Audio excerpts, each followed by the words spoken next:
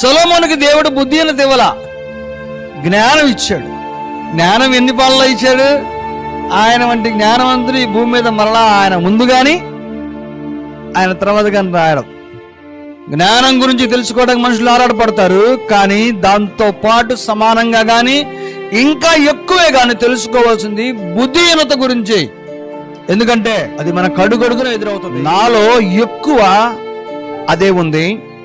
నాలో ఉన్నటువంటి ఆ బుద్ధిహీనత యొక్క ప్రభావం నిర్ణయాల పైన, నా కార్యాచరణల పైన, నా ప్రణాళికల పైన, నా ఆలోచనల పైన, నా బిడ్డల పైన, నా కుటుంబం పైన, నా స్నేహితుల పైన, నా వద్ద పనిచేసే వారి పైన, నాతో ఎలాంటి సంబంధం కలిగి ఉన్న వారందరి పైన దాని ప్రభావం ఉంటుంది.